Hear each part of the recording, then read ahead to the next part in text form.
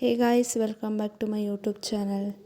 ನಮ್ಮ ಮಲೆನಾಡಿನ ಭಾಗದಲ್ಲಿ ಮಳೆಗಾಲದಲ್ಲಿ ವರುಣದೇವರನ್ನು ಆರಾಧಿಸುವ ಒಂದು ಸಂಪ್ರದಾಯವಿದೆ.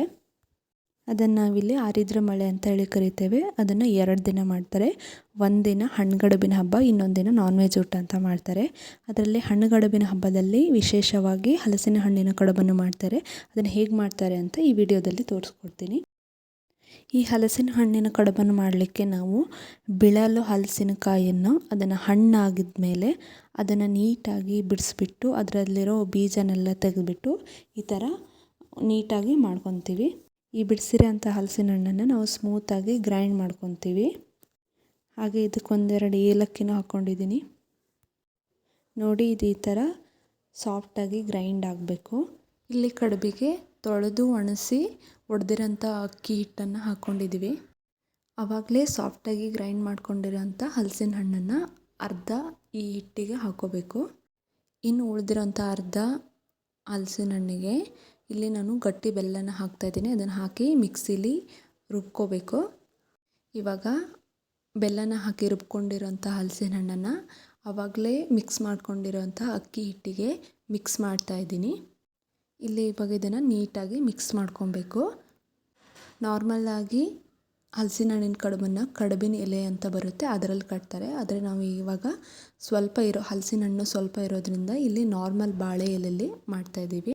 ಈ ಎಲೆನ ಹೇಗೆ ಕಟ್ಟೋದು ಅಂತ ನಾನು ಯೂಟ್ಯೂಬ್ ಶಾರ್ಟ್ಸಲ್ಲಿ ಆಲ್ರೆಡಿ ಹಾಕಿದ್ದೀನಿ. ನಾವಿಲ್ಲಿ ಮಿಕ್ಸ್ ಮಾಡ್ಕೊಂಡಿರೋಂಥ ಹಿಟ್ಟಿಗೆ ಹಸಿ ಶೇಂಗಾವನ್ನು ಇಲ್ಲಿ ಮಿಕ್ಸ್ ಮಾಡ್ತಾಯಿದ್ದೀವಿ. ಇದು ಇವಾಗ ನೀಟಾಗಿ ಮಿಕ್ಸ್ ಆದಮೇಲೆ ಕಟ್ಟಿರೋಂತಹ ಬಾಳೆ ಎಲೆಗೆ ಈ ಮಿಶ್ರಣವನ್ನು ಹಾಕಬೇಕು.